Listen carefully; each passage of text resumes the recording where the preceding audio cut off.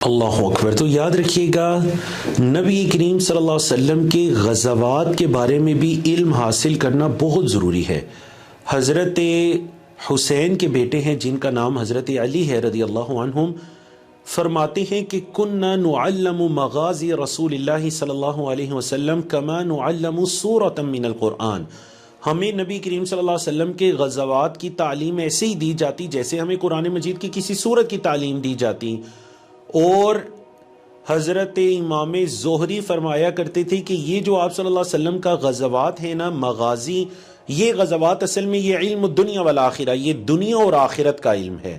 تو ایک واقعہ ایک غزوے کے اعتبار سے وہ غزوہ حنین ہے، میں بھی آپ لوگوں کی سماعت کی نظر کرنا چاہتا ہوں کہ غزوہ حنین کا موقع ہے۔ اب دیکھیے فتح مکہ کے بعد کا موقع ہے، لوگ اس وقت بہت سے لوگ دین اسلام کے اندر داخل ہوتے ہیں اور ایک بڑا لشکر، یعنی ابھی تک کہ آپ صلی اللہ علیہ وسلم کے تمام غزوات کے اندر جو سب سے بڑا لشکر تھا غزوہ حنین کے اندر، اس سے پچھلے تمام غزوات کے مقابلے میں غزوہ حنین کی طرف جب لشکر لے کر نکلتے ہیں، دشمن پہاڑ کی گھاٹیوں کے اندر چھپے ہوئے تھے۔ جب انہوں نے تیر اندازی کی تو کچھ صحابہ کرام کے قدم اکھڑ جاتے ہیں میدان سے، وہ واپس پلٹتے ہیں۔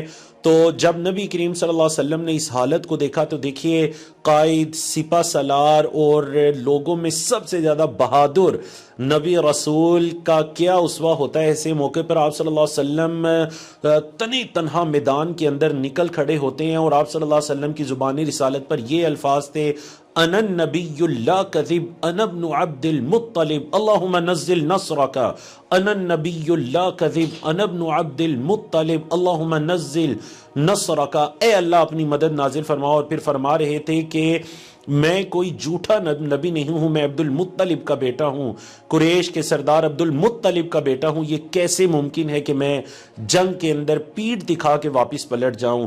اور آپ صلی اللہ علیہ وسلم کی بہادری دیکھیے۔ حضرت علی فرماتے ہیں بدر کے دن سب سے زیادہ جو بہادری کے ساتھ لڑے وہ اللہ کے رسول صلی اللہ علیہ وسلم تھے، اور ہم تو آپ صلی اللہ علیہ وسلم کی پناہ میں آپ کے پیچھے لڑ رہے تھے، اور ہم میں سب سے زیادہ اس دن بہادر وہ شمار ہوا جو نبی کریم صلی اللہ علیہ وسلم کے قریب دشمن کا مقابلہ کرنے کی کوشش کر رہا تھا۔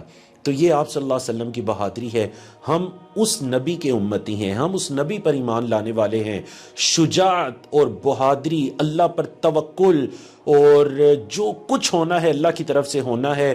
موت آنی ہے تو بستر پر بھی آ جانی ہے، نہیں آنی تو جنگ کے میدانوں میں بھی نہیں آنی۔